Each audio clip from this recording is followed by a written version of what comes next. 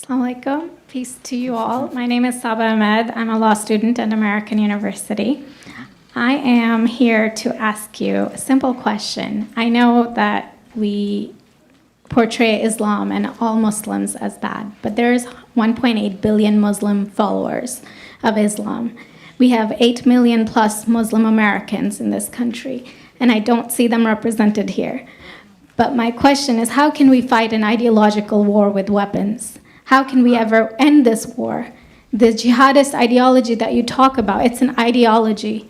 How can you ever win this thing if you don't address it ideologically? Great question. I am so glad you're here, and I am so glad you brought that up because it gives us an opportunity to answer.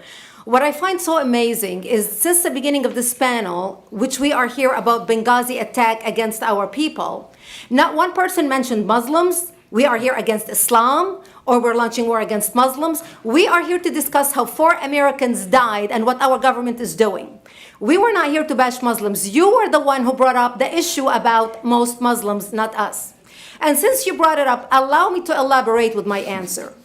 There are 1.2 billion Muslims in the world today. Of course, not all of them are radicals. The majority of them are peaceful people. The radicals are estimated to be between 15 to 25%, according to all intelligence services around the world. That leaves 75% of them peaceful people. But when you look at 15 to 25% of the world Muslim population, you're looking at 180 million to 300 million people dedicated to the destruction of Western civilization. That is as big of the United States. So why should we worry about the radicals, 15 to 25%? Because it is the radicals that kill. Because it is the radicals that behead and massacre. When you look throughout history, when you look at all the lessons of history, most Germans were peaceful. Yet the Nazis drove the agenda. And as a result, 60 million people died. Almost 14 million in concentration camps. 6 million were Jews. The peaceful majority were irrelevant.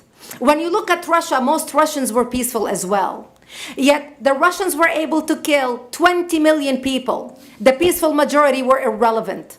When you look at China, for example, most Chinese were peaceful as well. Yet the Chinese were able to kill 70 million people. The peaceful majority were irrelevant. When you look at Japan prior to World War II, most Japanese were peaceful as well. Yet Japan was able to butcher its way across Southeast Asia, killing 12 million people, mostly killed with bayonets and shovels. The peaceful majority were irrelevant. On September 11th in the United States, we had 2.3 million Arab Muslims living in the United States.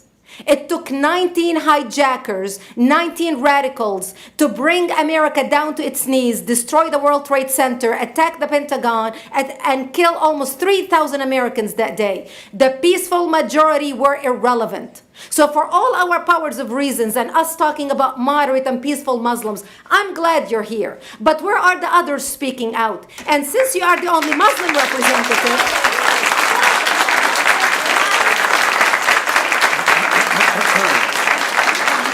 save the applause till the end.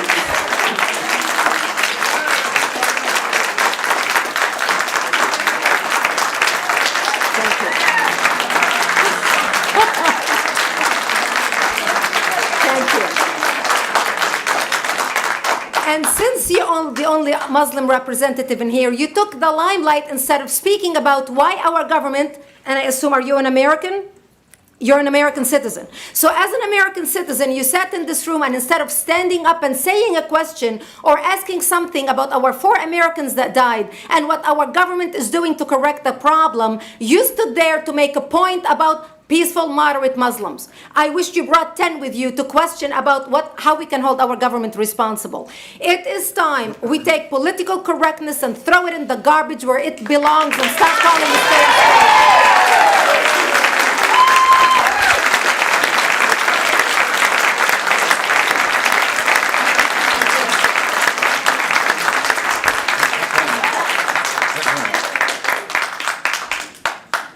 And there will be refreshments afterward. Did you want to respond to the... I think Rod. Yeah, I